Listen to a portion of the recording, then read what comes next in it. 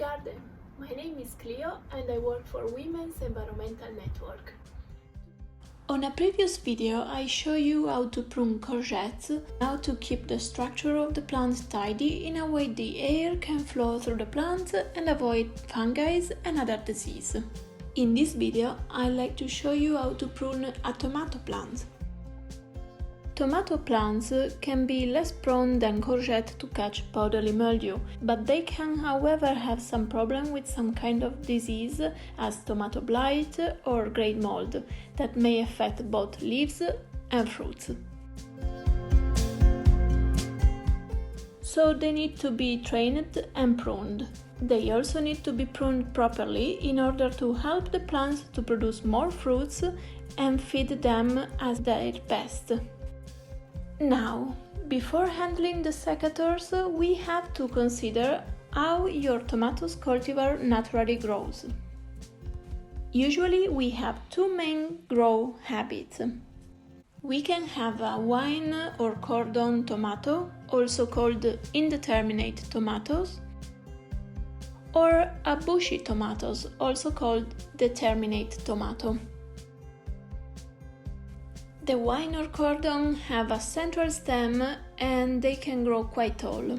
They need to be supported by a cane or a string attached to the ceiling of your greenhouse. The second kind, the bushy cultivar, are more compacted and they produce numerous short side shoots. They can also be dwarf varieties and some people grow them in trough or hanging basket. For these two kind of varieties, we need to apply a different pruning technique. For the cordon tomato, we want to encourage the main stem to be the one who bears fruits.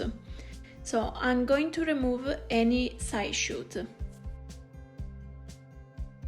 Side shoots or axillary buds are the branches that grow just between the main stem and the lateral leaves.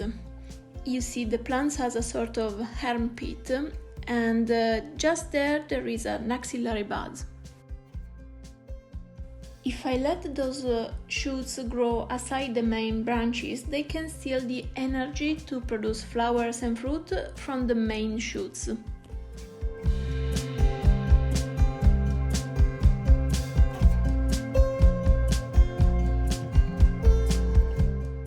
They can also create a clustered structure that again doesn't allow the air to flow easily and can bring some disease.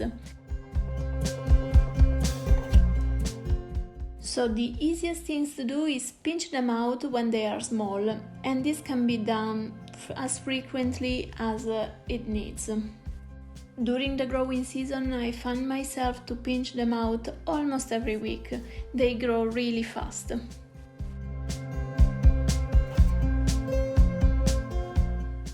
Sometimes I miss some of them as well, but well, do not panic, it's not the end of the world. I noticed that some of them are growing even stronger than the main branches and they are producing flowers. So what I do is to leave them grow, leave them alone and pinch the main branches instead. Another thing you may have noticed is that I prune my lower leaves on my cordon. Again, this is for avoiding to have leaves that are actually touching the soil and get some disease from that. But also doing that I can redirect the energy from the roots through the top of the branches and feed the fruits. Then here I have a bushy tomatoes and this is also a dwarf varieties. The difference between the two typologies may be less evident when they are seedlings, but at this stage you see the cordon has grown so tall while this bushy varieties is still small, but it has a lot of side shoots. Those are not meant to be removed, as they may all produce the cluster of flower that brings fruits. What I do in this case, if I notice some tomatoes growing underneath the leaves, is to remove just the leaves above it. This allows the fruit to get more sun and it can encourage slightly early ripening. But for the most part, I let determinate tomato grow as they are. Determinate tomatoes tend to set flowers and fruit only once during the growing season. Meanwhile, wine varieties keep producing new flowers and fruits from the tips of the branches after collecting the lowest fruits. And that's the main reason why we apply a different pruning technique to each varieties. Remember to use a deep clean blade for pruning your plants and cut them or pinch the shoots without trying to pluck them out, as you may peel off the stem and damaging the plant, exposing the core of the plants to other disease or virus. I really hope you enjoyed this video. Please stay safe and keep growing.